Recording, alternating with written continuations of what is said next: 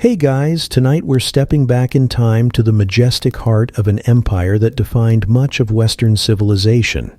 But we're not here to talk about glorious victories or marble statues. No, we're going to get our hands dirty, or rather, our noses, because we're exploring the truly disgusting side of life in ancient Rome. You think you've had a bad day? Imagine a world without deodorant, where communal toilets were the norm, and the streets were a fragrant stew of garbage, sewage, and unmentionable animal byproducts. It's a sensory experience you probably won't survive, but hey, at least we get to talk about it from the safety of your cozy bed. So before you get comfortable, take a moment to like the video and subscribe, but only if you genuinely enjoy what I do here. And while you're at it, let me know in the comments where you are and what time it is for you. Now, dim the lights. Maybe turn on a fan for that soft background hum. And let's ease into tonight's journey together. You find yourself standing at the edge of the Forum, but it's not the pristine ruin you've seen in pictures. The air hangs thick and heavy, a humid blanket that traps every foul scent. The first thing that hits you isn't a single identifiable smell, but a symphony of them, a pungent, overwhelming chorus of humanity. There's the metallic tang of blood from the butcher stalls, the sour odor of unwashed bodies, and an underlying musk of animal waste from the stray dogs and working mules. The city hums with a chaotic energy, a constant flow of people in simple tunics, their bare feet slapping against cobblestones slick with, well, you don't want to think too hard about what. A historian might debate whether the Romans truly understood airborne diseases, but you can feel it in the air, the palpable sense of germs floating on every gust of wind.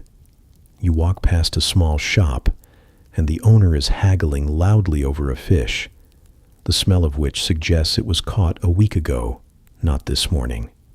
You quickly realize the grandeur of Rome was a thin veneer over a very messy, very smelly reality. It's a bit of a shock, isn't it? To see past the monuments and straight into the daily grime. You keep walking, your sandals kicking up a bit of dust, which you now suspect is a composite of everything you've smelled so far. This isn't the Rome of heroic epics. This is the Rome of your senses, and they are screaming for a bath. Remember that pristine marble? Yeah, it was probably just as dirty as everything else. They even used to grind up a certain type of beetle to make red pigment for makeup. A quirky tidbit that suddenly feels less charming and more like a health hazard. As you move deeper into the city's labyrinthine alleys, you catch a glimpse of the Cloaca Maxima, the so-called Great Sewer. It's an impressive feat of engineering, sure, but it's an open channel of black, churning filth, and the stench is so powerful it makes your eyes water. The Romans had their sewers, yes, but for the vast majority of citizens, especially those living in the multi-story apartment buildings called insulae, this impressive infrastructure was nothing more than a foul-smelling river that ran through the city, often overflowing and backing up into the streets. You try to hold your breath, but the air is too thick, too full of 1,000 tiny particles of everything. As you move deeper into the city, you begin to understand that the Grand Cloaca Maxima, the so-called Great Sewer, was more of a large open-air drainage ditch than a modern sanitation system. While it did a decent job of funneling rainwater and some of the more substantial waste away from the Forum, it wasn't connected to the vast majority of homes. The city's massive population, estimated to be over 1 million at its peak, lived crammed into multi-story insulae, apartment buildings that often lacked any form of plumbing. So, where did all the human waste go? The answer is simple and profoundly disgusting, right out the window. If you were a pedestrian walking below, You were constantly at risk of being showered with the contents of a chamber pot. There was even a law, the Lex Aquilia, which allowed you to sue for damages if you were hit, though historians still argue whether it was actually enforced. Imagine that, a legal system dedicated to compensating people for being hit by flying human waste. It's a quirky tidbit that suddenly feels very, very real. The streets themselves were a testament to this lack of sanitation. They were not just dirty, they were a breeding ground for every kind of bacteria and pest. A thin layer of refuse, from kitchen scraps to animal droppings, coated the cobblestones. You watch a vendor selling roasted chestnuts, their smoke mingling with the acrid smell of a nearby tannery, a place where animal hides were cured using urine. Yes, you heard that right. Urine was a valuable commodity, collected from public latrines and used in both industrial processes and as a cleaning agent because of its ammonia content. The more you explore, the more you realize that the Romans, for all their engineering genius, had a deeply complicated relationship with hygiene. They built impressive aqueducts to bring fresh water into the city. But they also used the same water for public fountains, where everyone, including animals, drank from the same spigots. The water was clean, but the delivery system was ripe for contamination. Even the impressive public baths, which we often romanticize as hubs of cleanliness and social life, were a mixed bag. You'll get to the baths later, but for now, just know that while they offered a chance to get clean, they were also crowded, warm, and communal spaces where diseases could spread with terrifying speed. Think about it. Hundreds of people sharing the same bathing water, scraping off dead skin with a bronze strigil, and then sweating in a communal sauna. It's a bit of a contradiction, isn't it? The Romans were obsessed with grandeur and public works, but the basic, day-to-day hygiene for the average person was practically non-existent. The sheer density of the population meant that waste management was a Sisyphean task. For every bucket of sewage dumped into the Cloaca Maxima, 10 more were just being tossed out a window. It created a city that was, by modern standards, a biological disaster waiting to happen. You can see why a simple cold could turn into a deadly epidemic in a matter of days. The air, the water, the ground you walk on, it's all a teeming ecosystem of things you'd rather not think about.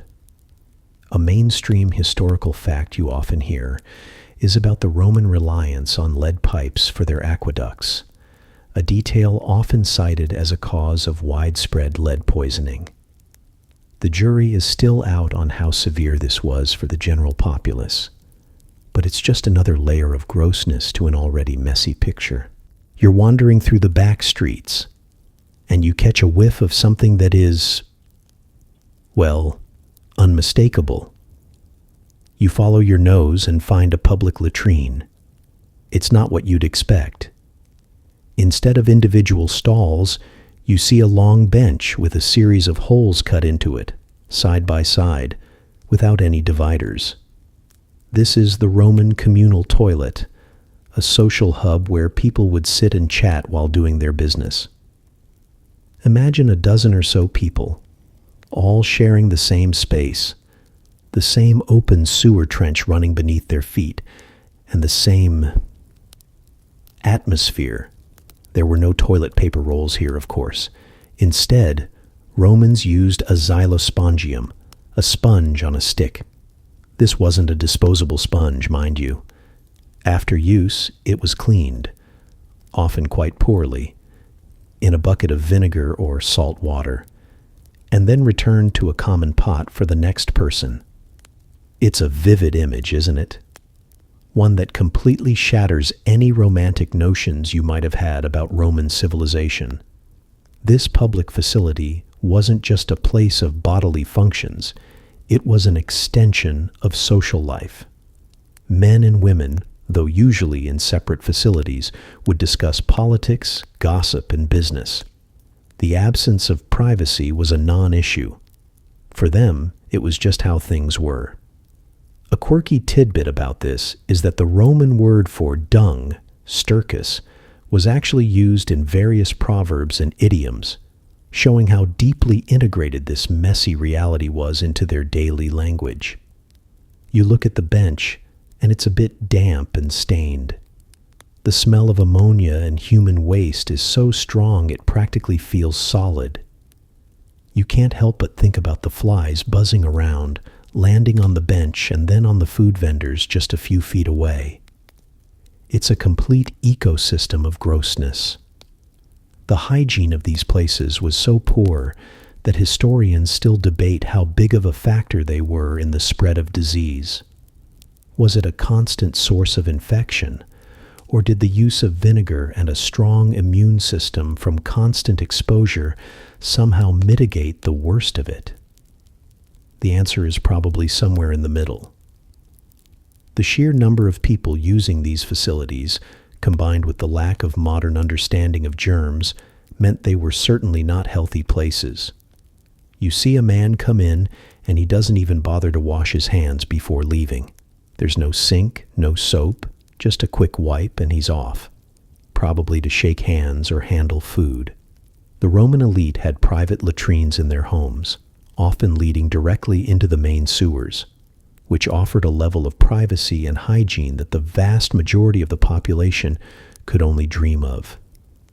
But even then, the system wasn't perfect. Blockages and backflow were common, leading to a host of other issues.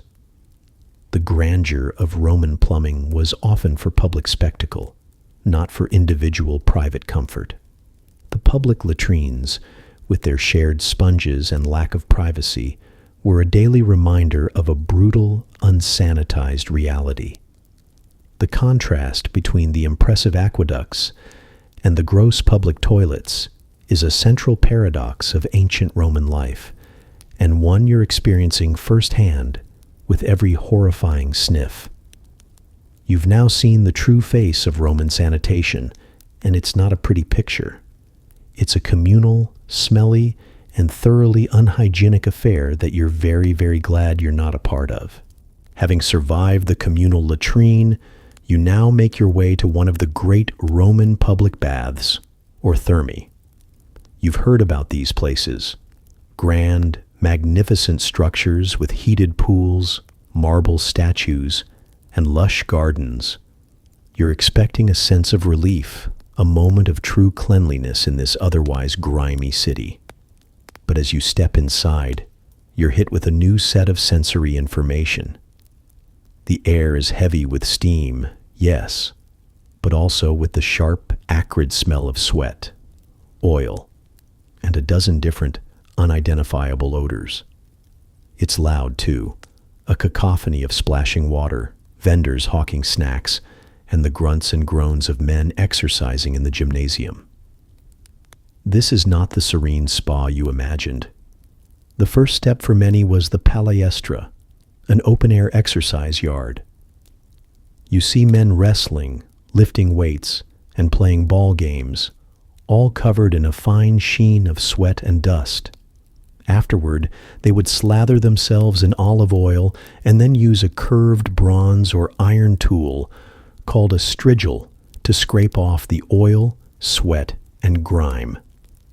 This was their version of soap. A mainstream historical fact is that this ritual was a crucial part of the Roman social experience, but the reality was a bit more questionable.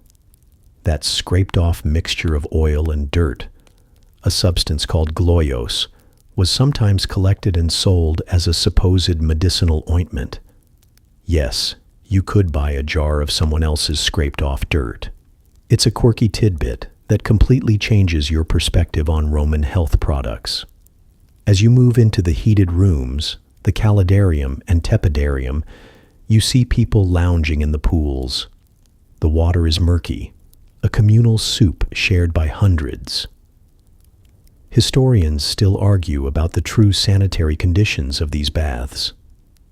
While the water was often changed, the sheer number of people using the pools and the lack of modern sanitizers meant that these places were probably breeding grounds for skin infections and other diseases.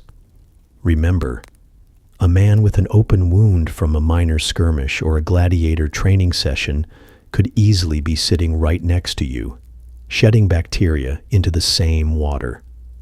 There was also a notable lack of what we would consider soap. The Romans used oils and perfumes, but these only masked the odors. They didn't kill the germs. You watch a man casually spit into the pool and then dunk his head under.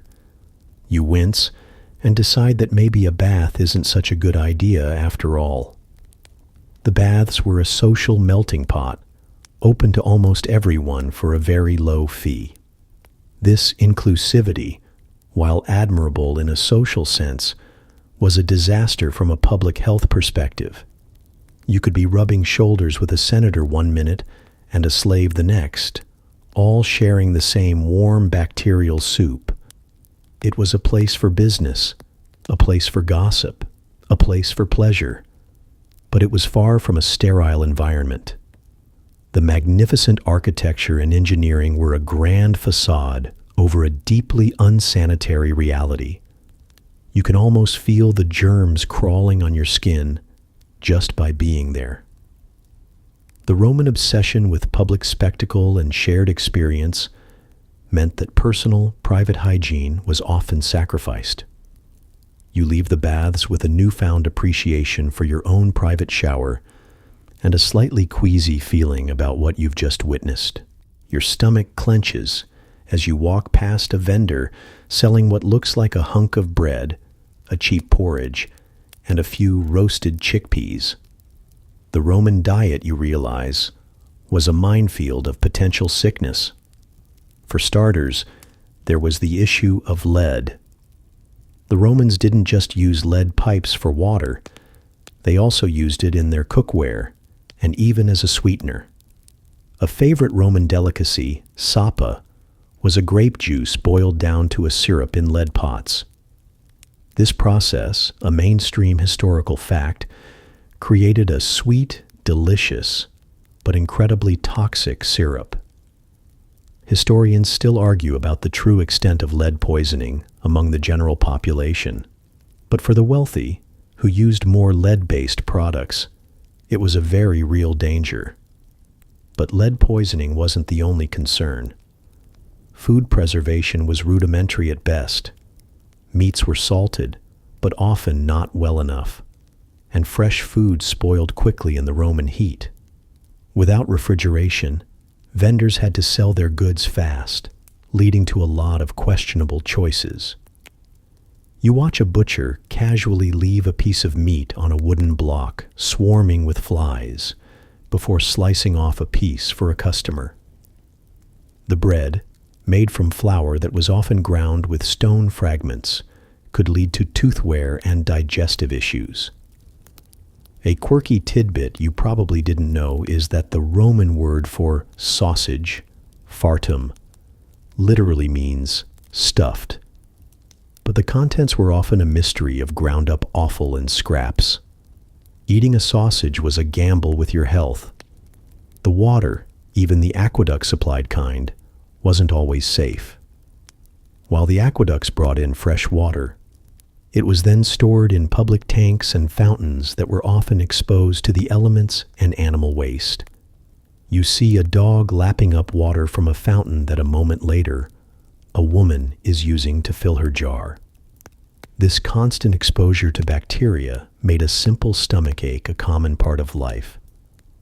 For the poor, who relied on street vendors and communal water sources, the risk was even higher.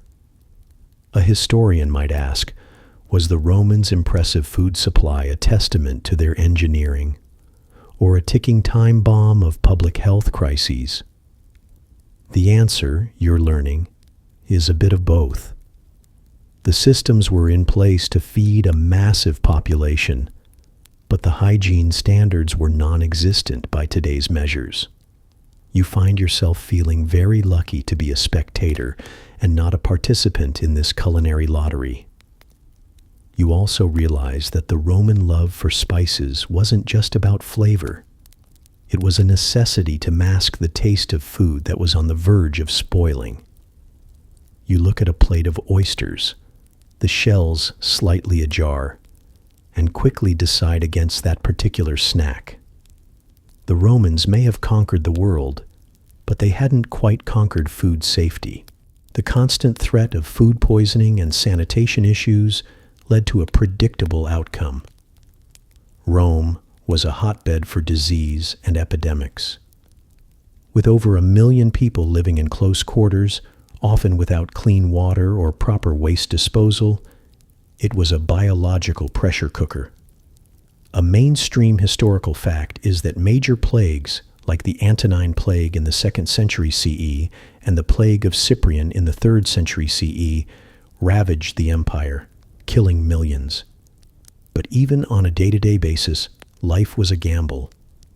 Simple infections could easily become deadly. You walk past a clinic and see a man with a bandage wrapped around his arm, the cloth looking suspiciously dirty. The air is thick with coughs, sneezes, and the palpable sense of sickness. You can't help but notice the sheer number of beggars on the street, many of them with deformities or illnesses that you can only imagine the origin of. Life expectancy was low, especially for the poor. A quirky tidbit is that the Romans believed in a goddess of fever, Dea Febris, and had shrines dedicated to her, hoping to ward off the constant threat of illness. It's a testament to how pervasive and terrifying disease was in their daily lives. You see a family huddling together, and a child looks pale and feverish. There's nothing they can do. No sterile hospitals, no antibiotics, just herbal remedies and a lot of hope. The Roman Empire had a robust army and impressive infrastructure, but its greatest weakness, you're starting to realize, was its vulnerability to microscopic enemies. Historians still argue about the exact mortality rates of these plagues, but it's clear they had a massive impact on the empire's population and economy. The crowded apartment buildings, the communal latrines, and the general lack of hygiene meant that once a disease got a foothold, it spread like wildfire. You see a public fountain and think about the thousands of hands that have touched it, the millions of bacteria now residing on its surface. Every interaction, from buying bread to shaking a hand, was a potential exposure to some new pathogen. The aqueducts brought in fresh water, but the lack of an effective sewage system meant that contaminated water could easily seep back into the city's water table. It was a vicious cycle of disease and death. The grandeur of the Roman monuments suddenly seems a bit less impressive when you consider the millions of lives lost to preventable diseases just a few feet away from them. You feel a sudden urge to sanitize your hands, a modern reflex that would have seemed utterly alien to the Romans. Now that you've seen the sheer number of diseases floating around, you might be curious about what the Romans did when they got sick. You'd think an advanced civilization would have advanced medicine, but you'd be wrong. Roman medical practices were, by modern standards, a mix of ancient Greek philosophy, rudimentary surgery, and a whole lot of superstition.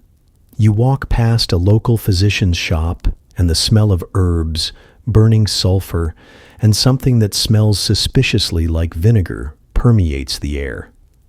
A mainstream historical fact is that many Roman doctors were Greek slaves or freedmen, and their knowledge was often based on the theories of Hippocrates and Galen, but their application of this knowledge was, well, creative.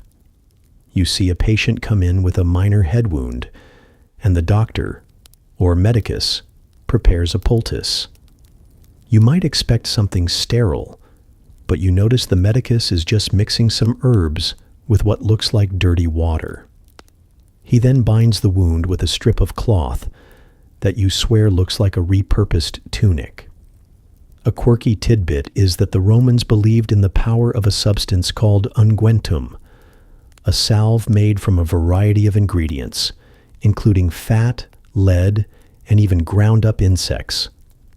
This was their catch-all cure for everything from skin ailments to aching joints.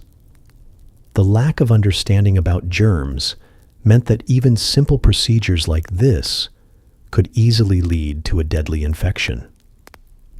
You also see a doctor preparing for a minor surgical procedure, and his instruments are laid out on a dusty table. They look clean enough, but there's no concept of sterilization. A historian might ask, were these doctors helping or just making things worse? The answer, you realize, is likely both. For a simple fracture or a flesh wound, their methods might have been effective, but for internal ailments, they were often just guessing.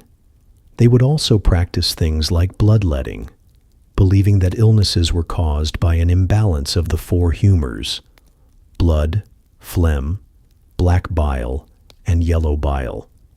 To cure a fever, they might cut you open and let a bunch of your blood spill out, a practice that was more likely to kill you than cure you. You see a man selling what he claims is a miraculous cure for a cough, and it's a small jar of what looks like dirt and honey. The desperation of the sick and the lack of real scientific knowledge created a thriving market for quacks and folk remedies. The contrast between the impressive military hospitals built for the Roman army, which were relatively clean and organized, and the chaotic, unsanitary conditions for the general public is stark. You realize that for most Romans, getting sick was a terrifying ordeal, and the so-called cures were often as gross and dangerous as the illnesses themselves. After that unsettling glimpse into Roman medicine, you start to pay more attention to the people around you, and a new layer of grossness reveals itself: their personal hygiene, or lack thereof. There's a constant, pervasive smell that hangs in the air, a mix of sweat, body odor, and stale clothing. Remember, soap as we know it didn't exist. The closest thing they had was a mixture of ash and fat called sapo, which was primarily used for cleaning clothes, not for bodies. A mainstream historical fact is that Romans cleaned themselves with olive oil and estrigil, but this was a luxury. For the average person, a quick rinse in a fountain or at the communal baths was all they got. You see a man wiping his brow, and you notice the grime caked on his hands. His tunic is stained, and you can only imagine what it smells like after a week of wear in the Roman heat. A quirky tidbit is that Romans didn't have deodorant.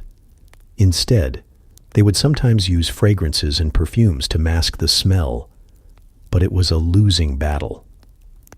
The body odor of a million people living in close quarters, working hard, and not having the means to properly clean themselves created a constant, low-level stench that permeated the entire city. Historians still argue whether the Romans were truly bothered by these smells, or if they just became accustomed to them. It's a question that highlights the vast difference in sensory experiences between our world and theirs. You can see a couple of children playing, and their hair is tangled and matted.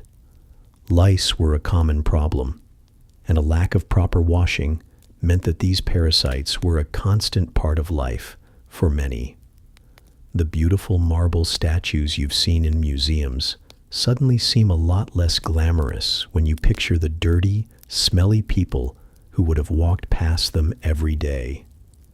You realize that a simple act like washing your hands was a rare luxury, and for most, a trip to the latrine or a meal from a street vendor was followed by nothing more than a quick wipe of their hands on their clothes. The physical closeness of Roman society, a place where people lived and worked on top of each other, meant that poor personal hygiene was a community problem, not just an individual one. As you continue your grim tour, You notice the details of Roman grooming and self-care. The Roman ideal of beauty was a stark contrast to their reality. A mainstream historical fact is that white, pale skin was highly valued, especially for women, as it was a sign of wealth, and that they didn't have to work outside in the sun. But achieving this look was often a gross process. They would use a variety of powders, including one made from white lead, to lighten their complexion. This lead-based makeup, while effective in the short term, was a slow-acting poison that could lead to skin damage, hair loss, and even death. And then there's the hair. You see a woman wearing a magnificent hairstyle, a complex arrangement of curls and braids held in place with pins. But a quirky tidbit you probably didn't know is that some Romans would use a mixture of pigeon droppings, lead, and vinegar to dye their hair black. The smell alone would have been horrendous, not to mention the corrosive effects on the hair and scalp. Historians still argue whether this was a common practice or a more fringe, extreme beauty routine. But the mere existence of such a recipe is a testament to how far they would go for aesthetics. For dental hygiene, the Romans were just as creative. You see a man with stained, worn-down teeth. There were no toothbrushes, of course. Instead, they would chew on sticks to clean their teeth and use a variety of mouthwashes. The most popular was a mixture of ground-up mouse brains and other animals, but the most bizarre was a mouthwash made from human urine. The ammonia in the urine was a powerful bleaching agent, so it actually did a decent job of whitening their teeth, but the thought of swishing around a mouthful of urine, even if it was effective, is enough to make you wince. The Romans also used pumice to whiten their teeth, which worked, but it also wore down the enamel, leading to a host of other dental problems later in life. The pursuit of beauty in ancient Rome was often a dangerous and disgusting affair. You realize that a simple visit to the dentist today is a walk in the park compared to the grotesque and toxic beauty treatments of the past. The pristine white marble of their statues suddenly feels a lot less pristine. The constant parade of grossness continues as you get a deeper sense of Roman waste management. The impressive Cloaca Maxima, you now know, was not a comprehensive system. So where did all the garbage, waste, and refuse from a city of 1 million people go? The answer is a bit of everywhere. For the residents of the multi-story insulae, the streets were often the easiest and most common solution. You see a man casually tossing a bucket of kitchen scraps out of a third-story window, which lands with a splat on the cobblestones below. A quirky tidbit is that Romans didn't have garbage trucks. Instead, they had slaves or workers called stercorarii, who would periodically go around and scoop up the filth, which was then piled on the outskirts of the city. But this was an irregular service, and in the meantime, the streets were a free-for-all. The city was a breeding ground for pests. Rats and mice scurried through the alleys, feeding on the mountains of garbage. Flies swarmed every food stall and open latrine. A mainstream historical fact is that Roman law, specifically the Lex Julia Municipalis, had rules about keeping the streets clean, but these were largely ignored in the densely populated areas. The sheer volume of waste was simply overwhelming. Animal waste was another major issue. Horses, mules, and donkeys were a constant presence on the streets, and their droppings were everywhere. This wasn't just a smelly inconvenience, it was a health hazard, a prime source for the spread of diseases. A historian might debate whether this chaotic waste disposal system was a result of Roman apathy or simply the technological limitations of the time. But for you, standing there, the distinction is meaningless. All you see and smell is a city struggling to contain its own filth. You watch as a child plays with a stick in a puddle of water that has clearly been mixed with something much darker and more sinister. The beautiful fountains and aqueducts that are so often celebrated were a thin line of defense against a city that was, in many ways, a massive open-air dump. The grandiosity of Roman architecture and the beauty of their art feel very far away right now. The final piece of this particularly gross puzzle is the water itself. You've heard about the famous Roman aqueducts, the incredible feat of engineering that brought fresh water from distant springs and rivers into the city. A mainstream historical fact is that these aqueducts supplied a vast amount of water, which was then distributed through a network of lead pipes to public fountains, baths, and the homes of the wealthy. But this is where the romance ends and the reality sets in. The water wasn't always pure. The aqueducts were open channels in many places, exposed to the elements, birds, and animals. You see a bird perched on the edge of an aqueduct, and you can only imagine what it's doing there. The water, once it arrived in the city, was stored in large distribution tanks, or castella. These tanks were not always cleaned, and they were often open, allowing for contamination from the air and from people who would dip their hands or buckets into them. For the poor, who couldn't afford to have water piped directly into their homes, they had to rely on public fountains. You watch a woman fill a jar with water from a fountain, but then you notice a dog drinking from the same spout just a few feet away. The lack of understanding about germs meant that even the cleanest water could become a source of disease simply through its delivery and storage. A quirky tidbit is that the Romans believed that the taste of water was a sign of its purity, but this was a completely unreliable metric. You could be drinking water that tasted fine, but was teeming with bacteria. A historian might ask, was the Romans' impressive water system a triumph of engineering, or a public health catastrophe in waiting? The answer, you realize, is a bit of both. It was a spectacular system for bringing water into the city, but their lack of understanding about how to keep it clean after it arrived made it a ticking time bomb. The sheer volume of water they had was a blessing, but it was also a curse, as it gave them a false sense of security about their public health. The famous aqueducts, you now realize, were an incomplete solution to a very messy problem. You've seen the sanitation issues, the hygiene problems, and the unsavory food. But the grim realities of ancient Rome weren't just about the mundane aspects of daily life. They were also a core part of the city's public spectacle. You walk toward a plaza and see a crowd gathering. This isn't for a festival or a play. You've stumbled upon a public execution, a brutal and bloody affair that was as much a form of entertainment as it was a means of punishment. A mainstream historical fact is that Roman justice was often carried out in public to serve as a deterrent and a show of imperial power. The methods were varied and often incredibly cruel, from beheading to crucifixion to being thrown to wild beasts. The scene is chaotic and loud, a stark contrast to the sleepy, relaxed atmosphere of your journey so far. You see the executioner, his hands stained with blood, and the condemned, their faces full of fear.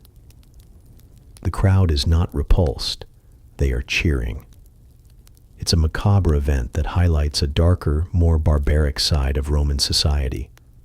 A quirky tidbit you might not know is that the Roman word for spectacle, spectaculum, was used to describe everything from a play to a gladiatorial fight to a public execution. It's a testament to how deeply intertwined entertainment and violence were in the Roman mindset.